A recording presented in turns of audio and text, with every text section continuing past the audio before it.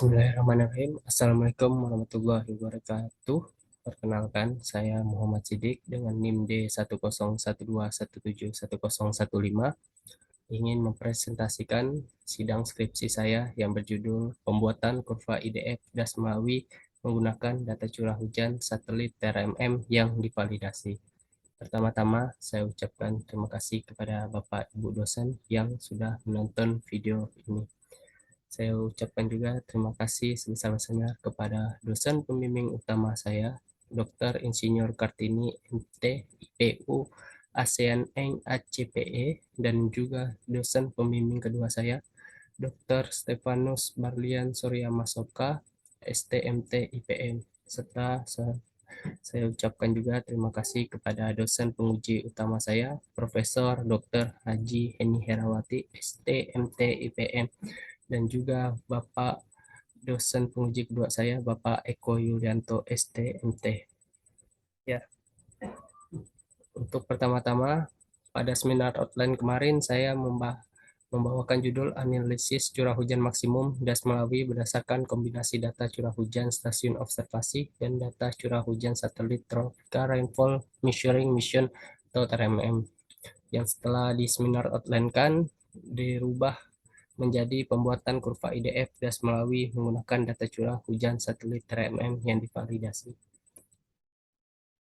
Pada latar belakang penelitian ini, pertama itu mengenai bencana banjir, di mana banjir adalah kejadian alam yang sering terjadi akibat meluapnya air di sungai karena tidak mampu menampung curah hujan akibat kurangnya resapan tanah akibat banyaknya genangan dalam waktu singkat. Lalu dari studi kasus ini kita ambil di Kabupaten Melawi yang pada tahun 2015 sampai 2021 daerah perhuluan tiap tahun mengalami banjir dengan kenaikan frekuensi banjir yang meningkat.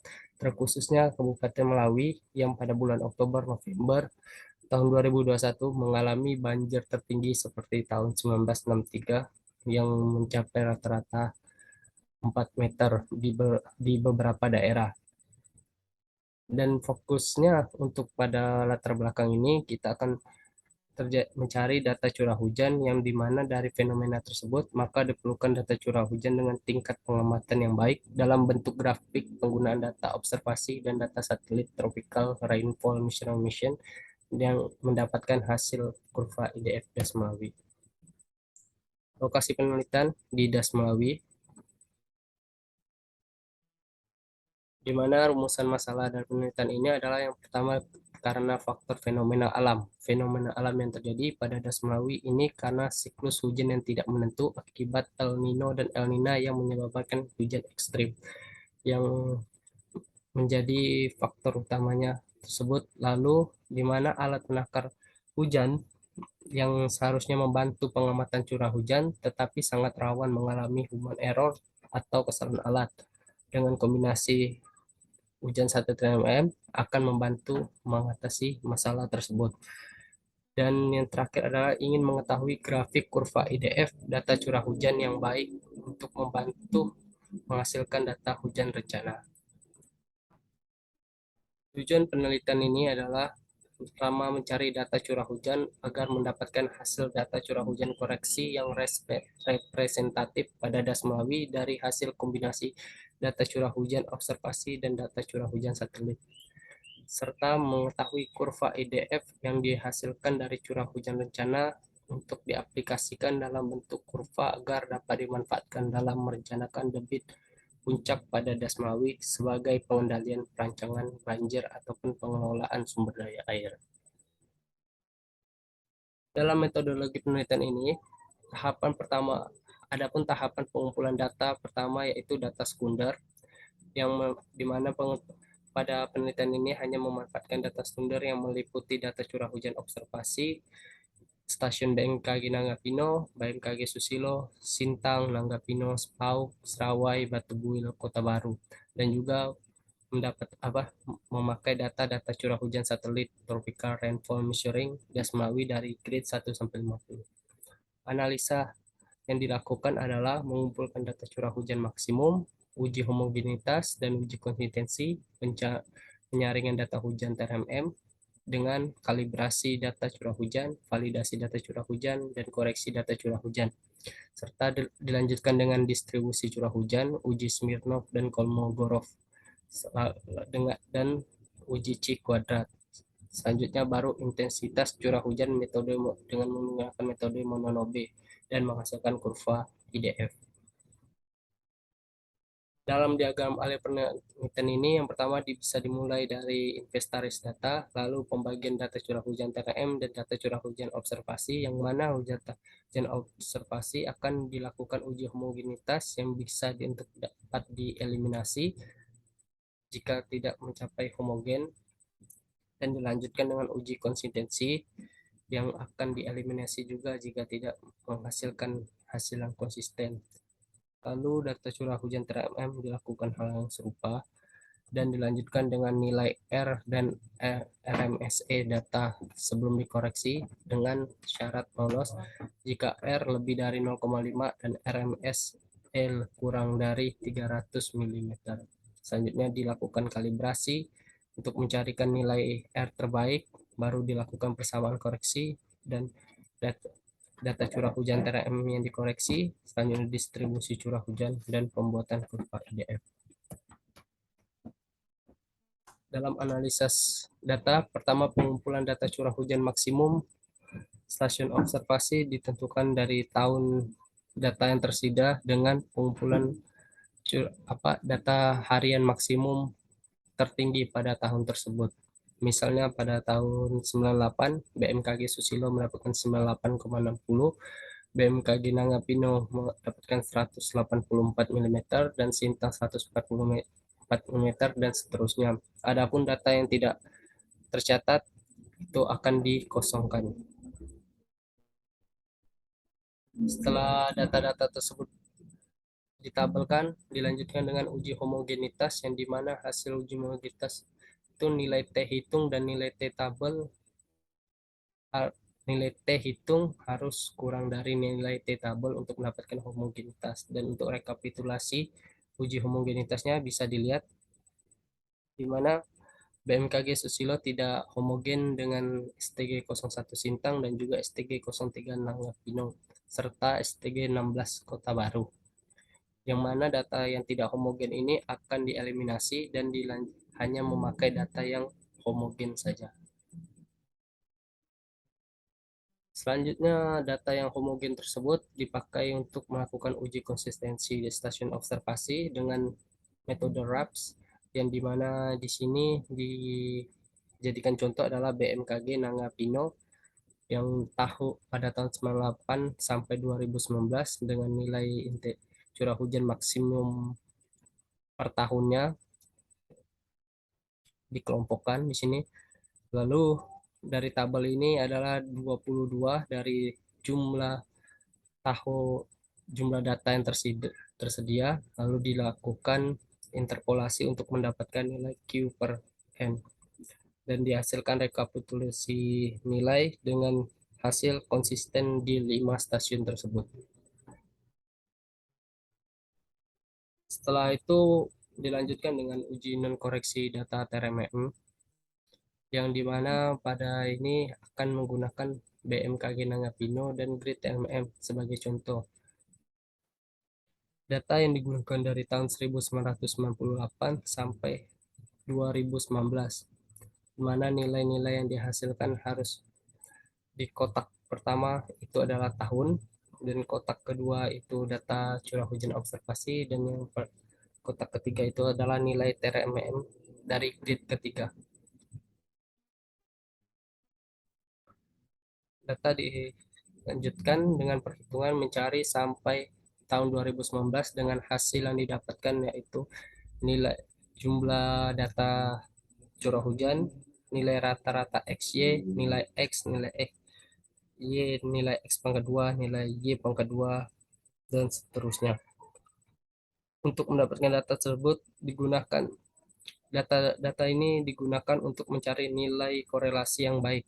Nah, dengan persamaan rumus R pangkat 2 N nilai rata-rata XY dikurang nilai rata-rata X dikali nilai rata-rata Y pangkat 2 dibagi nilai N dikali rata-rata X pangkat 2 dikurang rata-rata X baru dipangkatkan 2 dikali lagi buka kurung N kali X rata-rata nilai yang pangkat 2 dikurang nilai Y kurung paruh pangkat 2 yang mana nilainya berasal dari tabel di atas.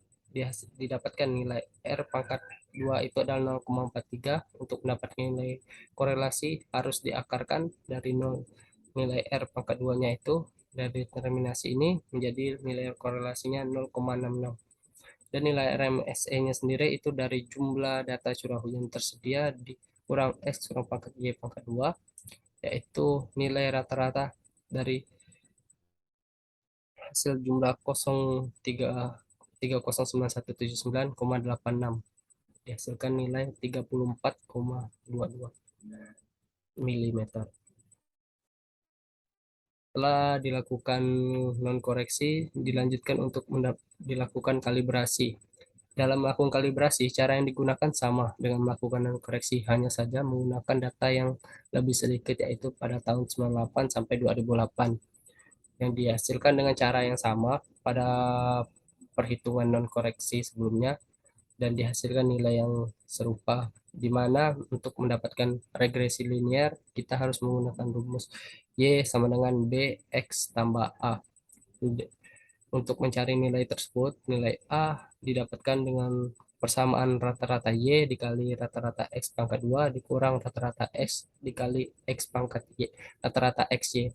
Lalu dibagi nilai jumlah atau N dikali rata-rata X pangkat 2 dikurang rata-rata X pangkat 2 dihasilkan untuk nilai A 20,18 dan nilai B dengan persamaan rumus jumlah data dikali rata-rata XY dikurang rata-rata X dikali rata-rata Y dibagi nilai jumlah data dikali rata-rata X pangkat 2 dikurang rata-rata X dihasilkan 0,37 untuk nilai B. Cara yang sama juga dilakukan dari data satelit TRMM untuk validasi yaitu menggunakan cara yang non koreksi dan memakai data yang belum digunakan pada tahap kalibrasi. Sehingga data yang dipakai yaitu pada tahun 2009 sampai 2019. Setelah dilakukan uji non koreksi, kalibrasi dan validasi pada setiap stasiun observasi dan stasiun satelit RMM dihasilkan nilai RMSE dan nilai korelasi atau R hanya ada di beberapa stasiun saja yang memenuhi syarat yaitu pada stasiun 1 di SPAU, stasiun 3 di Susilo, stasiun 6 di Serawai, stasiun 24 dan 25 di BMKG Nangampino dan stasiun 42 dan 43 di Batu Buwil. Untuk nilai rekapitulasi RMS-nya sendiri juga memenuhi syarat di stasiun-stasiunnya nilai R-nya tadi memenuhi syarat yaitu di SPAU stasiun nomor 1 grid nomor 1 grid 3 di Susilo grid 6 di Serawai grid 23 dan 24 di Nanggapino serta grid 42 dan 43 di Batu Buwil. Untuk mendapatkan koreksi data curah hujan satelit, diketahui nilai korelasi grid 23 tertinggi dari nilai korelasi grid yang lainnya. Maka persamaan linear yang kita pakai yaitu nilai Y 0,373X ditambah 20,182 sehingga curah hujan koreksi satelit RMM dianalisa dengan memakai persamaan tersebut dan melihat persimpangan antara curah hujan koreksi dilakukan analisa perbandingan dengan langkah perhitungan sama seperti non koreksi. Yang mana nilai TRMM yang pertama ini X adalah nilai data curah hujan TRMM yang belum dikoreksi. Dan setelah dikoreksi menggunakan persamaan 0,37 X-nya dari Januari misalnya 40,89 ditambah 20,182 menghasilkan 35,33.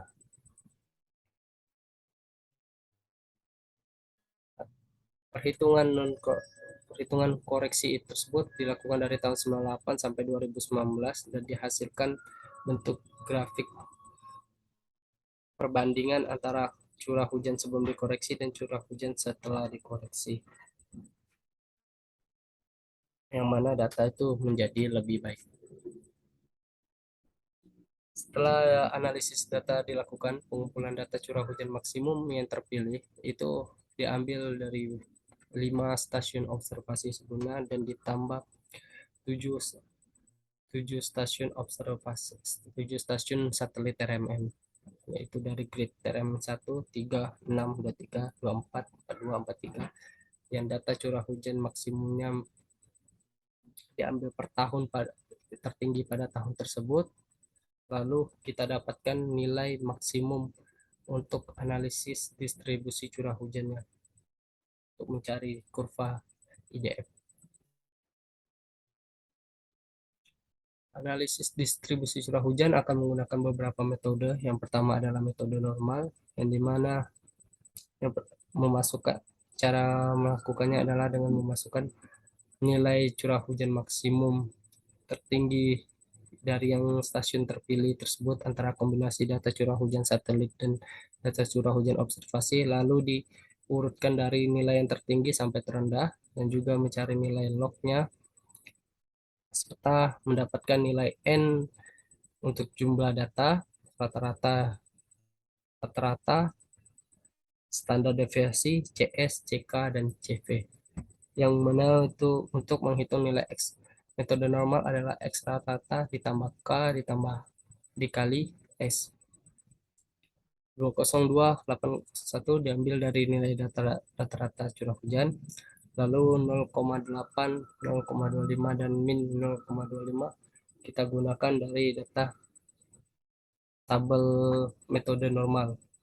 Untuk standar deviasi digunakan 476,15 setelah dilakukan distribusi normal, lalu perhitungan urutannya bisa dilihat dari kurang dari 163 itu ada 4, itu bisa kita lihat di sini ada 1 2 3 4, itu 163 182, di sini 163, lalu kita urutkan dari jumlah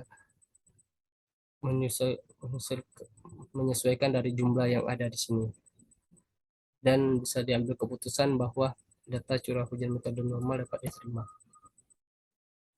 Untuk pengujian Smirnov-Kolmogorov itu menggunakan data curah hujan rata-rata maksimum, curah hujan maksimum maksudnya,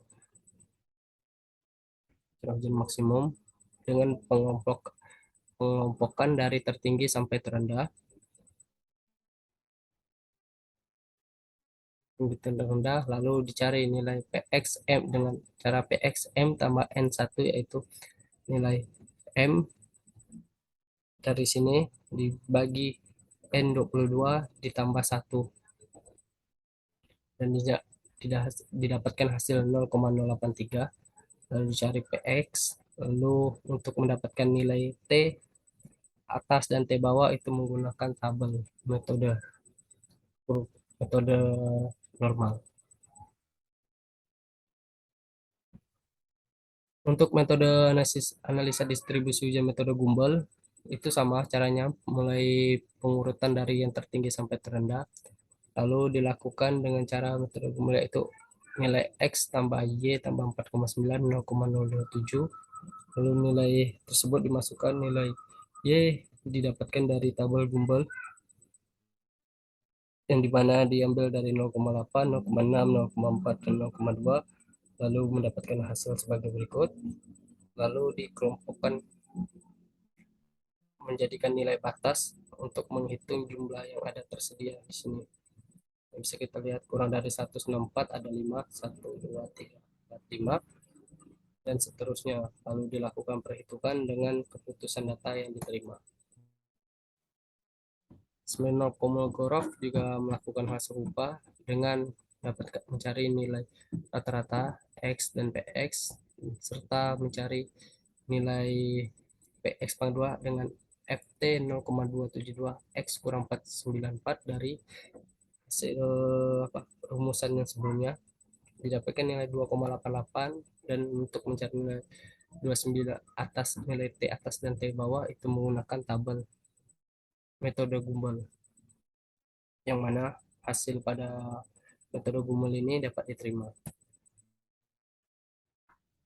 Untuk analisis selanjutnya distribusi curah hujan, yaitu menggunakan log persen tipe 3, yang mana itu menggunakan memakai penghitung dari nilai CS hitung yang didapatkan pada perhitungan sebelumnya, yaitu 0,093 itu log CS-nya. Lalu nilai tersebut diinterpolasikan untuk mendapatkan nilai ini dan dimasukkan pakai nilai log rata-rata. Terus dari hasil analisa distribusi curah hujan log persen tipe 3 dihasilkan nilainya ditolak. Dari tabel Kolmogorov juga sama, hanya saja perbedaannya pada log persen tipe 3 ini kita menggunakan nilai logs-nya, bukan nilai curah hujan harian. Jadi nilai logs ini dari nilai curah hujan harian yang sebelumnya. Hitungan sama, mendapat pertama mencari nilai FT, yang mana nilai FT ini menjadi patokan dari untuk mencari nilai T hitung yang akan diinterpolasikan agar mendapatkan nilai 80,5 dan didapatkan hasil ditolak. Nah, pada analisis distribusi curah hujan selanjutnya menggunakan log normal, dua parameter, hanya saja di sini gantian menggunakan nilai CV dari nilai log curah hujan harian maksimum. Lalu cara yang dilakukan sama dengan melakukan interpolasi dengan mencari metode ini dengan mencari logs rata-rata ditambah K ditambah S logs. Mana 102 ini nilai dari S logs tersebut, yaitu nilai standar deviasi dari logs tersebut. Dan setelah dilakukan, hasil yang didapat adalah tolak untuk analisis normal dua parameter. Selanjutnya sama melakukan perhitungan Smirnov Kolmogorov, dicari nilai FT-nya dengan X dikurang X rata-rata ditambah S, dan didapatkan hasil dari tersebut di nilai T-nya. Dan pada hasil pengujian Smirnov Kolmogorov normal 3 parameter itu didapatkan hasil ditolak. Dari kelima cara yang telah dilakukan, maka bisa disimpulkan bahwa hanya nilai metode normal dan metode Gumbel 1 yang memenuhi syarat. Dari analisis intensitas curah hujan diketahui Das Melawi memiliki panjang 471 km dengan daerah hulu elevasi tertinggi 700 meter dan daerah hilir 22 meter. Maka dapat dicari kemiringan rata-rata sebagai berikut. Nilai TC dengan persamaan nilai TC 0,87 dikali L pangkat 2 dibagi 1000 dikali S. Nilai TC sama dengan 0,87 kali 471 pangkat 2 1000 dikali 0,00160. S tersebut nilai kemiringan rata-rata yang bisa didapatkan dari H dikurang 0,9 kali L, yang mana nilai H itu didapatkan dari nilai hulu dikurang hilir baru dibagi 0,9 kali 471.000 dalam satuan meter. Setelah didapatkan, untuk menghitung intensitas curah hujan digunakan metode distribusi curah hujan Gumbel tipe 1 karena hanya Gumbel yang dapat diterima pada analisis sebelumnya. Lalu untuk mencari hujan maksimum R24 periode ulang 25, 10, 25, 50, 100 dilakukan analisis sebagai berikut, yaitu X, Y tambah 4,94 dibagi 0,0272 yang hasilnya didapatkan dari persamaan metode Gumbel. Lalu nilai periode ulang S kedua 0,336 ditambah 4,94 dibagi 0,272 dihasilkan 195,04 mm. 0,366 ini adalah didapatkan nilai dari tabel Gumbel 1 dengan periode ulang 2. Untuk rekapitulasi nilai R pangkat 2 4 periode ulang dihasilkan X2, X5, X10, X20, X50, dan X100 yaitu 195, 237,099, 264,303, 290,771, 324,959, dan 350,690. Selanjutnya menghitung nilai intensitas curah hujan 2510 dengan persamaan I24 R24 24,7 2 per 3 sama dengan berulang 3,36 408 4,55 500 5,9 dan 603. Hasil rekapitulasi ini didapatkan dari hasil I pangkat I periode ulang 2 yaitu 195,044 dibagi 24 dengan nilai 24 dibagi T. T tersebut didapatkan dari luas waktu dari um, waktu dari perhitungan sebelumnya yaitu 90,451 dan didapatkan hasil 3,36 mm per jam. Dan untuk hasil intensitas curah hujan dengan periode ulang yang ditentukan, dilakukan pengamatan dalam 6 jam dengan jarak waktu 5 menit untuk melihat kurva EDF Melalui dengan rekapitulasi hasil sebagai berikut. Nilai yang sama juga dilakukan. Cara yang sama dilakukan yaitu dengan perumusan R pangkat 2 dan per 24 dibagi T dan pangkat 2 per 0,3. T-nya hanya saja diganti waktu dengan 5 menit dan seterusnya dan didapatkan hasil periode ulangnya sebagai berikut. Dari periode ulang yang dilakukan dari pengamatan 6 jam dengan jarak waktu perbandingan 5 menit dihasilkan kurva DF Melawi yaitu 5 sampai 70 menit atau 5 menit sampai 1 jam 10 menit itu intensitas curah hujan yang terjadi dalam 6 jam itu mengalami peningkatan yang tinggi di setiap periode ulang. Dan untuk selanjutnya mengalami penurunan yang relatif bisa dibilang stabil. Jadi dapat disimpulkan bahwa dari analisa yang telah dilakukan, data curah hujan maksimum di Das Melawi tergolong cukup baik dengan 5 data observasi yang lolos homogenitas dan konsistensi, yaitu BMKG Susilo, Rangapino, 03 SPAU, Serawai, Batu Buir, sehingga dapat dikombinasikan dengan data satelit RMM. Dan dari data kombinasi observasi dan data satelit RMM, didapatkan data curah hujan harian maksimum TNM grade 1, 3, 23, 24, 42, dan 43 yang memenuhi syarat lolos dengan nilai R lebih dari 0,5 dan RMS kurang dari 300 mm yang masing-masing grade yang telah lolos mewakili setiap daerah stasiun observasi bagian hulu, hilir, dan tengah pada Das Melawi.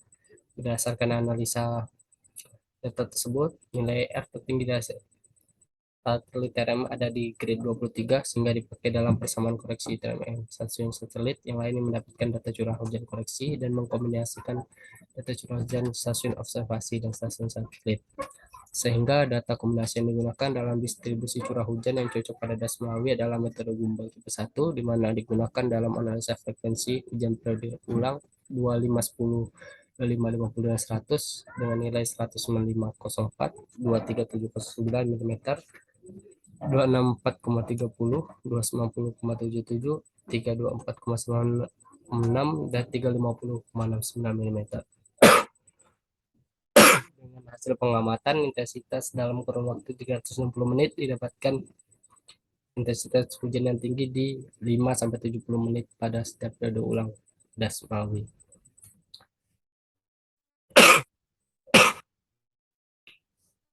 Saran untuk mendukung analisis dalam pengembangan sumber daya air pada Das Melawi perlu dilakukan penelitian terhadap data curah hujan sebagai keperluan perencanaan air bersih, ketersediaan air, dan lainnya, sehingga keperluan data dalam bidang analisis sumber daya air terpenuhi. Pada pengujian distribusi curah hujan diperlukan kehati-hatian dalam mengambil nilai kurva normal dan juga pada T atas dan T bawah sehingga dapat analisis yang maksimal. Untuk penelitian lebih lanjut, hasil curah hujan koreksi maksimum dan data telah ada perlu dicoba untuk sebagai data masukan dalam mencari debit air di Dasmawi dengan menggunakan metode HES Schinder dan HSS Nakayasu. Sekian presentasi sidang skripsi saya.